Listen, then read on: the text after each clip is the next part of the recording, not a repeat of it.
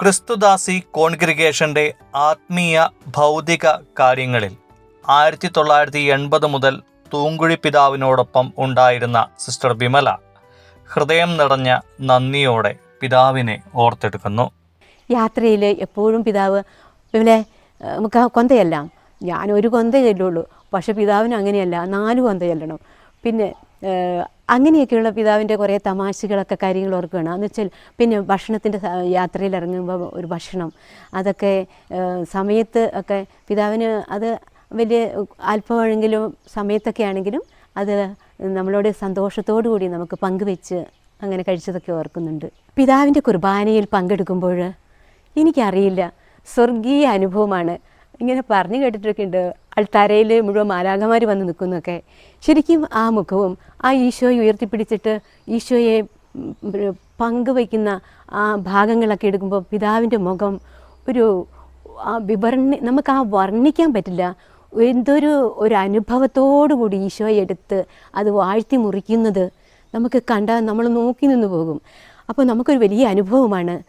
പിന്നെ ഈശോയെ നോക്കിക്കൊണ്ട് കൈകൾ കൂപ്പി കുമ്പിടുന്നതും അതൊക്കെ നമുക്ക് എപ്പോഴും മുട്ടുകുത്തി നിന്ന് പ്രാർത്ഥിക്കുന്നതും ഒക്കെ പരിശുദ്ധ അമ്മയുടെ നേരെയുള്ള ഒരു വീക്ഷണവും എല്ലാം നമ്മൾ കാണുമ്പോൾ ശരിക്കും നമ്മളൊരു സ്വർഗീയ അനുഭവം തന്നെയാണ് പിതാവിൽ നിന്നും എനിക്ക് കണ്ടെടുക്കാൻ സാധിച്ചിരിക്കുന്നത്.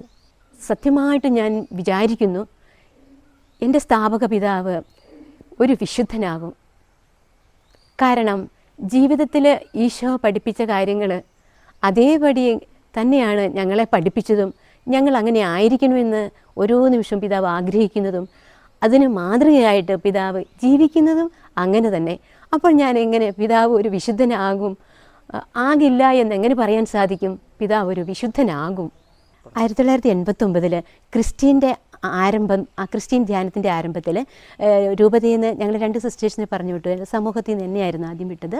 ഞാൻ അവിടെ ചെന്ന് പാട്ടും ആക്ഷൻ സോങ് എല്ലാം പഠിച്ച് വന്ന് ഒരിക്കലും പിതാവൊക്കെ കൂടി ഒരു ധ്യാന കേന്ദ്രത്തിൽ വെച്ച് പിതാവും അച്ഛന്മാരും എല്ലാവരും ഉണ്ടായിരുന്നു. അപ്പോൾ ഞാനിങ്ങനെ ആ ഒരു ക്രിസ്ത്യൻ്റെ ആക്ഷൻ സോങ് പാടി കളിച്ചു. അപ്പം ഫാദർ എബ്രാഹാം എന്നുള്ള പാട്ടായിരുന്നു. അപ്പോൾ അത് നന്നായിട്ട് പിതാവും വൈദികരുടെയും കൂട്ടുകാരുടെയും എല്ലാവരുടെയും കൂടെ പിതാവും അത് ആക്ട് ചെയ്ത് പാടിക്കളിച്ചത് എനിക്ക് മറക്കാൻ പറ്റില്ല. ഞാൻ ഓർക്കുകയാണ് പിതാവിൻ്റെ കരുണ. ഒരു വീടൊക്കെ ദ്രവിച്ച് അടിഞ്ഞു പോകുന്ന സ്ഥലത്ത് പിതാവ് വന്നാൽ അവർക്ക് പിതാവിനെ കൊണ്ട് പറ്റുന്ന ചെറിയൊരു സഹായം ഒട്ടേറെ പേർക്ക് കൊടുക്കണ്ടേ. അപ്പോൾ ഒരു ചെറിയ സഹായമാണെങ്കിലും സാമ്പത്തികമായിട്ട് കൊടുക്കാൻ, അതുപോലെ തന്നെ ഒരു അപകടപ്പെട്ട് കിടക്കുന്ന മനുഷ്യൻ അവനെ ശുശ്രൂഷിക്കാൻ അവൻ്റെ പിതാവ് ഒരൊറ്റ വീക്ഷണത്തിൽ മനസ്സിലാക്കും അയാൾക്ക് ഒന്നുമില്ല എന്ന്. അത് പിതാവിൻ്റെ ഹൃദയം അലിയിപ്പിക്കുന്നതാണ്.